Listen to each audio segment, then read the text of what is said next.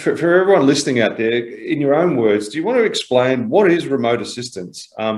What problems does it really solve for these food equipment service agents? And it's a great intro that you've probably given into that question, Dennis.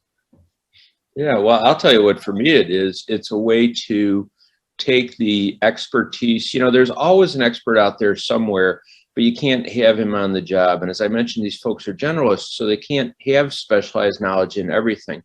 So what Help Lightning does is it allows you to project that expertise right into the job site. And, Mark, I'll kick it over to you on that point, because you bring the more in-depth knowledge of the system. But for me, it's just this little magic that lets you put the factory expert or even a more senior technician who might be on the other side of the county or the other side of the state, and kind of put him there on the job site with you.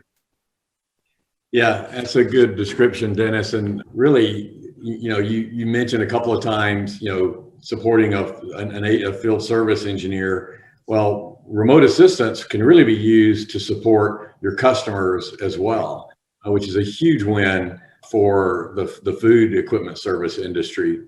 So basically, the gold standard is for you to be with the person that you're supporting, right? And that's typically what the industry has done. So they would take an expert, send that expert out, either in a truck or on an airplane, and that person would be with the person, with the equipment that they're supporting.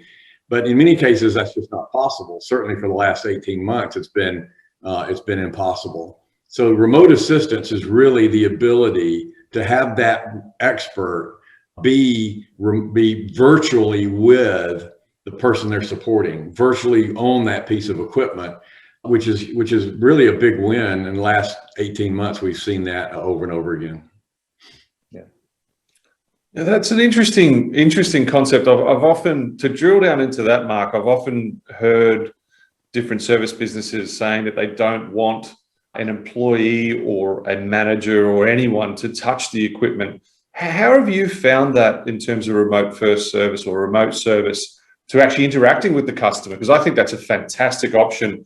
If I can go back to the very simplistic IT analogy of have you turned it off and on, which would perhaps save a truck roll. But can you expand a little bit more on that, Mark? I can. And as Dennis mentioned, Help Lightning is in multiple verticals. So we certainly support food service, and we have some great opportunities there to add value. And that's something we heard, 4 or 5 years ago, and maybe even as 2 or 3 years ago as well.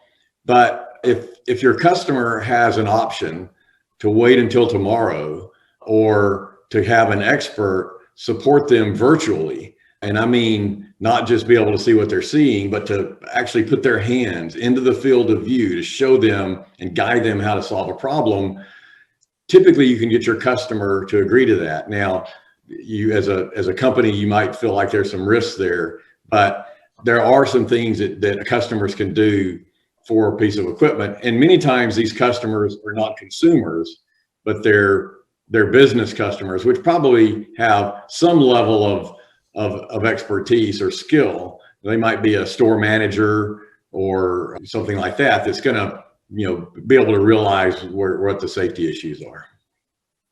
So as long as we're not asking them to cut the red wire, we're fairly safe. That's exactly right.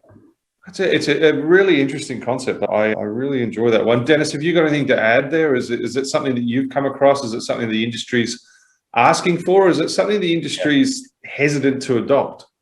Yeah, I think that in our industry, there is a correct and appropriate concern about safety, but actually this remote support really addresses that, because in a certain way you can tell somebody what to do, and you can also tell them what not to do, right?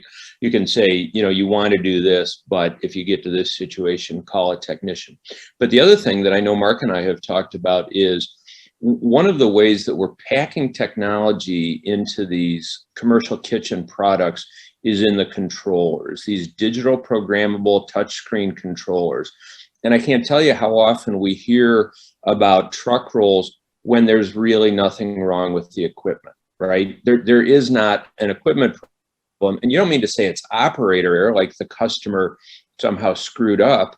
But if you can walk a customer through how to reset a system or how to change day parts in a calendar-driven digital programmable menu, or you can tell them how to reset a breaker. That's a great one. I know a story of a McDonald's franchisee who drove across 2 counties because the clamshell grill in his restaurant wasn't working, and it literally was that a breaker was thrown in the kitchen.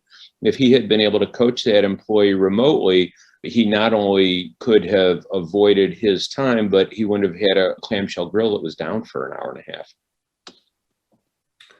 Yeah, interesting concept. And I want to explore, I guess, how does that benefit me as a service technician? Don't I get paid for going out for that first service? So avoiding this truck roll, I often hear about, well, what happens to our revenue? The customer's quite happy to pay. Traditionally, we've run a truck roll. How have you guys seen that in the industry at the moment? And then the flat out comment that I've received from a few people is, well, hang on, I get paid $180, $80 in some cases to actually send a technician out. That's part of our agreement with the client. How do you navigate that pricing, I guess, question or that relationship? Well, I'll take that one first from our very specific industry perspective, but I think this is really true across all the trades.